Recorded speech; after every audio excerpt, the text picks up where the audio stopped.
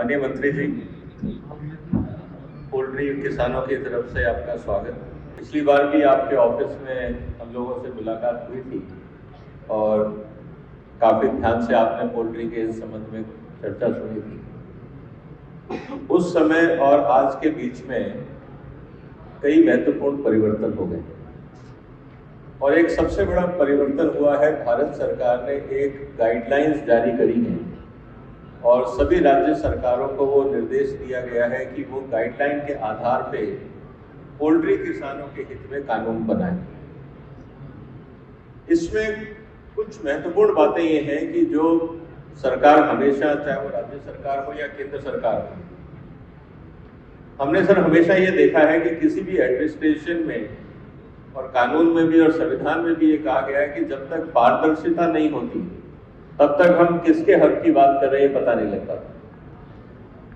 जो नई गाइडलाइंस हैं उसमें जो आधार है वो है कि जो भी कार्रवाई होगी पोल्ट्री प्रोडक्शन में वो पारदर्शी रूप में होगी।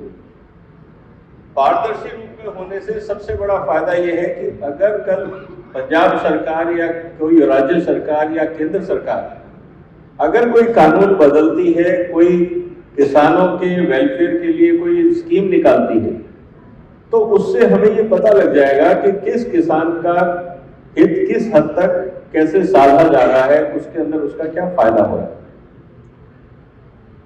लेकिन जब हम कोई भी डेवलपमेंट की बात कर रहे हैं, उदाहरण के लिए अगर हम आज पंजाब की बात करें, आज पंजाब में हम चिंता कर रहे हैं क्रॉप डाइवर्सिफिकेशन की, क्योंकि व्हीट और राइस से जो सबसे बड़ा नुकसान जो हमेशा पंजाब के सरकारी डॉक्यूमेंट्स में आप लोगों ने भी चर्चा करी, इवन आपके सीएम साहब भी अक्सर बोलते रहते हैं कि हमारी जमीन और पानी दोनों खत्म हो रहा है, इसको कैसे बचाना है।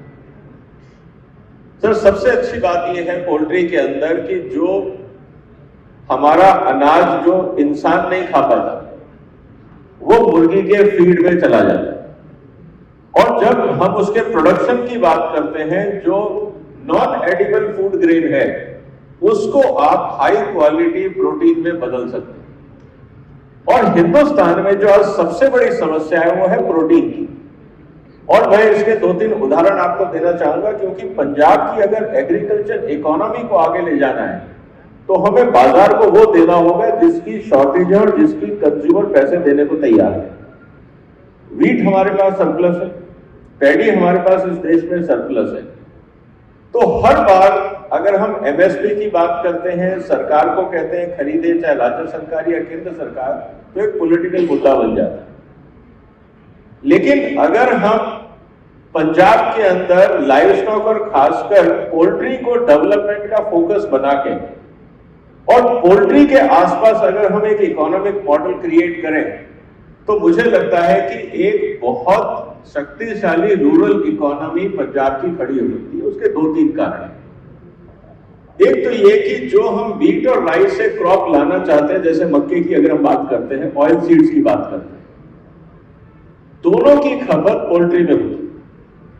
उनका मार्केट रेट उतना नहीं होता, लेकिन पोल्ट्री की सबसे बड़ी खासियत क्या है कि पोल्ट्री कार्बोहाइड्रेट को प्रोटीन में बदल देती है, और कोई मतलब कि कोई ऐसी क्षमता नहीं है जो इतना एफिशिएंटली कार्बोहाइड्रेट को प्रोटीन में बदले। अक्सर लोग बात करते हैं दूध की, लेकिन अगर आप पर केजी प्रोटीन की बात करें तो दूध का प्रोटीन बहुत महंगा पड़ता है आम आदमी के लिए। करीब वो 800 से 1000 रुपए किलो प्रोटीन बैठेगा, क्योंकि 1 लीटर दूध के अंदर सिर्फ 50 ग्राम के आसपास प्रोटीन होता है। क्योंकि अगर हम टोटल सॉलिड्स की बात करें, दूध में 12-13% सॉलिड्स हैं, उसमें करीब 5-6% फैट है अगर हम भैंस और गाय का एवरेज लें, और करीब 4.5-5% प्रोटीन है। तो 1 लीटर दूध के अंदर मात्र 50 ग्राम प्रोटीन निकलता है। 1 लीटर दूध की कीमत आज एवरेज 50 रुपए, 40 से 50 रुपए के आसपास। तो 50 रुपए का 50 ग्राम प्रोटीन या 40 रुपए का 50 ग्राम प्रोटीन का मतलब है 900 से 1000 रुपए किलो प्रोटीन। क्या वो इस देश का आम आदमी उस प्रोटीन को अफोर्ड कर सकता है? ये बहुत बड़ा सवाल है। दूध से हमारा इमोशनल अटैचमेंट है, लेकिन न्यूट्रिशनल नीड पूरी नहीं होती। एक सबसे बड़ा मुद्दा ये। सबसे सस्ता प्रोटीन सोर्स आज की तारीख में दो है।